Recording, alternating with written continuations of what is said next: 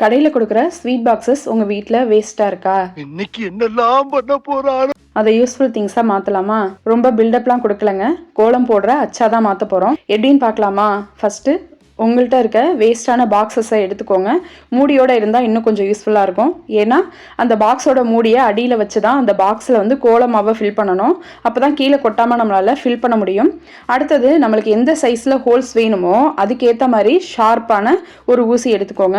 ஏன்னா ஹோல்ஸ் வந்து ரொம்ப பெருசாகவும் இருக்கக்கூடாது, சின்னதாகவும் இருக்கக்கூடாது, மீடியம் சைஸில் இருந்தால் தான் அச்சு அழகாக தெரியும், ஒரே மாதிரி இருக்கும். அந்த ஹோல்ஸும் அந்த பிரிண்ட் வந்து ஒரே மாதிரி தெரியும்.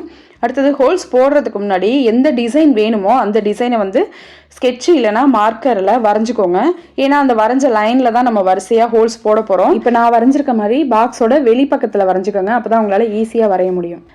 சேம் டிஸ்டன்ஸில் சேம் சைஸில் நீங்கள் ஹோல்ஸ் போட்டால் அந்த டிசைன் வந்து அழகாகவும் யூனிக்காகவும் தெரியும். இந்த ஊசியை கேண்டிலில் ஹீட் பண்ணி ஹோல்ஸ் போடுங்க. கேஸில் ஹீட் பண்ணிங்கன்னா ஹோல்ஸ் வந்து பெருசாகிடும். அப்போ வந்து ரொம்ப டிசைன் வந்து புள்ளி புள்ளியாக தெரியாமல் நிறைய கோலமாவு கொட்டுற மாதிரி இருக்கும். அதனால் கொஞ்சம் மீடியம் சைஸில் போட்டுக்கோங்க. சப்போஸ் நீங்கள் போட்டது ரொம்ப சின்னதாக இருந்துச்சுன்னா நீங்கள் இப்போ வைக்கிற அச்சு வந்து பிரைட்டாக தெரியாது. அதனால் ஓரளவுக்கு மீடியம் சைஸில் நீங்கள் ஹோல்ஸ் போட்டுக்கோங்க. அப்போ தான் அச்சு வந்து பிரைட்டாகவும் தெரியும், அழகாகவும் இருக்கும் பார்க்குறதுக்கு.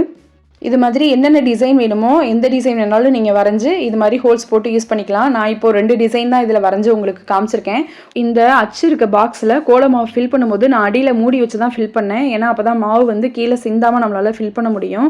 அதே போல் கோலம் போடும்போது ஒரு இடத்துலேருந்து இன்னொரு இடத்துக்கு இந்த அச்சை எடுத்துகிட்டு போகிறப்போ இந்த மூடியை அடியில் வச்சு எடுத்துகிட்டு போங்க. அதனால தான் ஏற்கனவே நான் அச்சு வைக்கிறதுக்கு முன்னாடியே மூடி இருக்க பாக்ஸாக செலக்ட் பண்ண சொன்னேன். உங்களுக்கு யூஸ்ஃபுல்லாகவும் இருக்கும், கீழே சிந்தாமல் கோலத்துலேயும் கோல மாவு சிந்தாமல் உங்களால் அச்சு வைக்க முடியும். உங்களுக்கு எந்த டிசைன் பிடிக்குமோ அதை போட்டுக்கோங்க. அதை வரைஞ்சி அழகாக நீங்கள் அந்த ஹோல்ஸ் போடுறதுல தான் மெயினாகவே அந்த அச்சு விழும். வாசலில் போடும்போது இன்னும் கொஞ்சம் யூனிக்காகவும் இருக்கும். நான் என்னோடய வாசலில் வந்து கலர் பவுடரில் தான் இந்த பூவோட அச்சு வைப்பேன். ஃபஸ்ட்டு ஒயிட் கலரில் பாக்ஸ் போட்டுட்டு கலரில் வந்து ஃபில் பண்ணி நான் இந்த பூ வச்சுருக்கேன். அழகாக இருந்துச்சு, நீங்களும் ட்ரை பண்ணி பாருங்கள். கலர் பவுட்ரு, கோலமாவு இதெல்லாம் இந்த அச்சில் யூஸ் பண்ணும்போது ஒரு தடவை கட்டி அது மாதிரி எதுவும் இல்லாமல் எடுத்துக்கோங்க. அப்போ தான் வந்து அச்சு வந்து கரெக்டாக விழும். செவ்வாய்க்கிழமை வெள்ளிக்கிழமெல்லாம் நம்ம படிக்கோலம் போடுவோம் இல்லையா, அதுக்கு வந்து வரிசையாக எத்தனை லைனில் உங்களுக்கு ஹோல்ஸ் வேணுமோ அத்தனை ஹோல்ஸ் போட்டுக்கோங்க.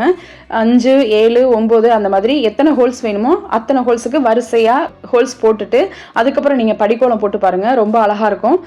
கடையில் வாங்கி அச்சு வைக்கிறது கூட இந்த அளவுக்கு பிரிண்ட் அழகாக விழலை.